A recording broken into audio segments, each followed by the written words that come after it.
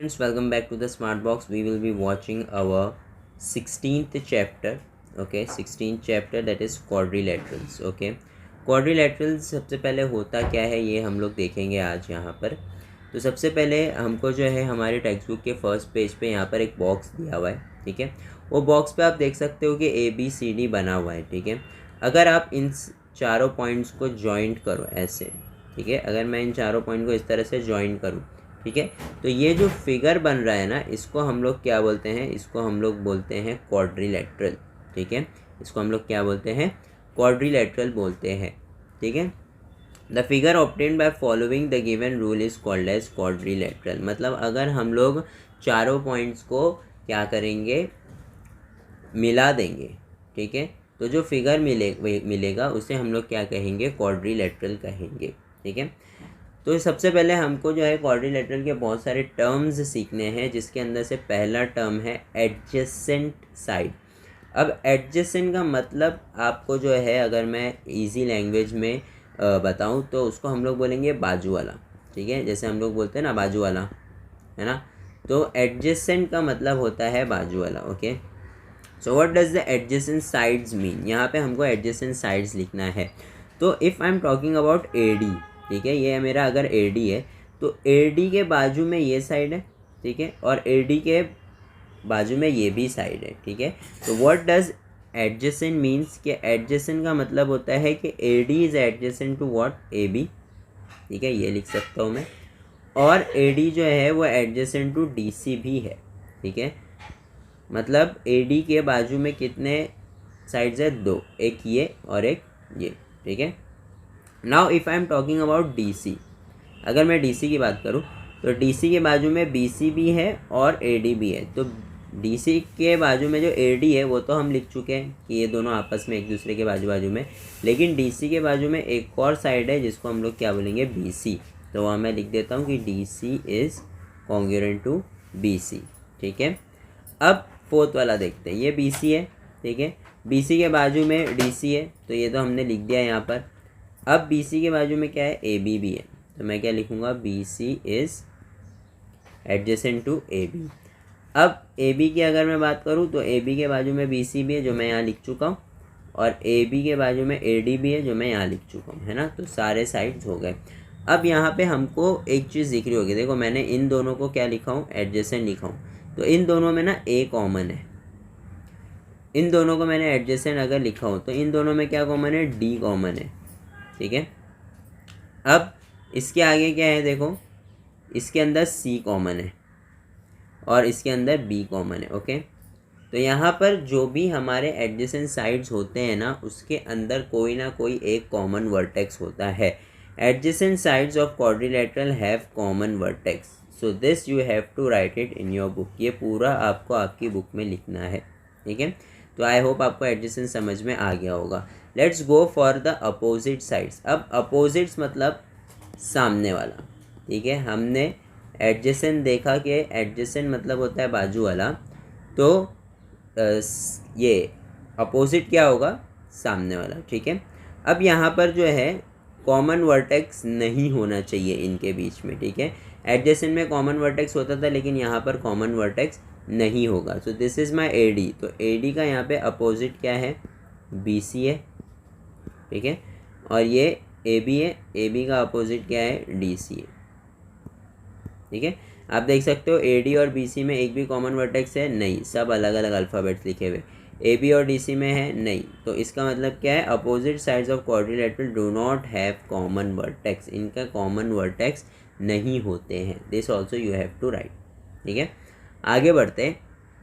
Adjacent angle, वापस से adjacent मतलब बाजू वाला ही होता है, तो एडजेसेंट एंगल क्या होगा, अगर suppose I am talking about this angle GDE। ठीक है, GDE की बात कर रहा हूँ अगर मैं, ये वाले एंगल की। ठीक है, तो ये वाले एंगल के जो है ना, दो एडजेसेंट साइड होंगे। कौन से दो होंगे, एक ये और एक ये वाला एडजेसेंट एंगल होगा, है ना। तो एक एडजेसेंट एंगल को मैं क्या बोलूँगा, DEF। ठीक है, एंगल DEF। ठीक है, ये F है, एंगल DEF, और ये एंगल GDE। अब एंगल GDE को ही, ठीक है, GDE को ही एक और एंगल होगा दैट इज़ DGF, ठीक है। आगे बढ़ते हैं। अब यहाँ पे आगे देखो, अब यहाँ पे क्या हो रहा है, मैं इसकी बात करूँगा, ये वाला एंगल। तो ये वाला एंगल को, तो ये वाला एंगल एडजेसेंट है, ये हम लोग लिख चुके हैं। बट DEF को ये वाला भी एंगल एडजेसेंट है, तो मैं इसको क्या लिखूँगा, EFG। मैं क्या लिखूँगा, DEF को एक और एंगल है, कौन सा, EFG, ठीक है। अब EFG की बात करूँ तो ये दोनों तो एक दूसरे को है ही, और ये वाला भी है, तो मैं यहाँ पे लिखूँगा EFG इज DGF, ठीक है। तो यहाँ पे हम लोग ने इसके भी लिख लिया, इसके भी लिख लिया, इसके भी लिख लिया। अब इसके लिखेंगे तो ये दोनों का तो अपन नया लिख दिए, और इन दोनों का तो यहाँ पर लिखा हुआ है, ठीक है। तो यहाँ पर क्या है, the angles of the quadrilateral which have no common arm are called as adjacent, one common arm is called as adjacent angles of quadrilateral, ठीक है। एक कॉमन आर्म होना चाहिए। आर्म क्या होता है, जैसे हम लोग ये बना रहे हैं, ठीक है, एंगल, तो यहाँ पर ये जो है एक आर्म है और ये दूसरा आर्म है, ठीक है। आगे बढ़ते हैं, ठीक है। Opposite angles of quadrilateral, opposite का मतलब होता है ये और ये अपोजिट होंगे एक दूसरे को, ठीक है, और ये एक दूसरे को अपोजिट होंगे। तो यहाँ पे मैं EFG बोला हुआ है हमको, EFG का अपोजिट क्या है, GDE, ठीक है, GDE, ठीक है। और FGD का क्या होगा, DEF, ठीक है, DEF होगा, ठीक है। तो यहाँ पर ये हमारा the angle of quadrilateral which do not have common arm are called as opposite angle of quadrilateral, ठीक है। इसको हम लोग बोलते हैं अपोजिट एंगल। डायगनल्स पे आ जाते हैं। डायगनल हमने पढ़े कि अपोजिट एंगल कौन से हैं, A और C अपोजिट एंगल है, तो इन दोनों अपोजिट एंगल को हम क्या करेंगे, जॉइंट एक लाइन से। D और B अपोजिट एंगल है, इन दोनों को हम क्या करेंगे, जॉइंट एक लाइन से। तो इसको हम लोग क्या बोलेंगे, इसको हम लोग बोलेंगे वर्टेक्स, ठीक है, सॉरी डायगनल। तो ये हमको यहाँ पर ये डायगनल का डेफिनेशन दिया हुआ है, ये आपको लिखना है आपकी बुक में, ठीक है। नेक्स्ट आ जाते हैं एक टाइप्स ऑफ क्वाड्रिलेटरल पे। सबसे सारे क्वाड्रिलेटरल्स को जिसके साइड 4 से ज़्यादा 4 होते हैं उसको हम लोग क्वाड्रिलेटरल बोलते हैं। जिसके भी 4 से ज़्यादा साइड्स होंगे उसको हम लोग बोलते हैं पॉलीगॉन। बहुत सारे तरीके के पॉलीगॉन होते हैं, वो साइड्स पे डिपेंड होता है कि जितने उनके साइड्स रहेंगे उतने उनको हम लोग क्या बोलेंगे, नाम देंगे, ठीक है। तो प्रैक्टिस सेट 37 में हमें वही दिया हुआ है। सबसे पहले वी विल बी काउंटिंग 1 2 3 4 5 है, तो हम लोग इसको क्या बोलेंगे, पेंटागॉन, ठीक है। ये आपको याद करना है, ये आपको आगे भी यूज़ होने वाला है, ठीक है। 5 रहेगा तो हम लोग उसको क्या बोलेंगे, पेंटागॉन, ठीक है। यहाँ पे कितने साइड है, 1 2 3 4 5 6, तो इसको हम लोग बोलेंगे हेक्सागॉन, ठीक है, इसको हम लोग बोलेंगे हेक्सागॉन। यहाँ पे 1 2 3 4 5 6 7 है, तो इसको हम लोग बोलेंगे हेप्टागॉन, ठीक है।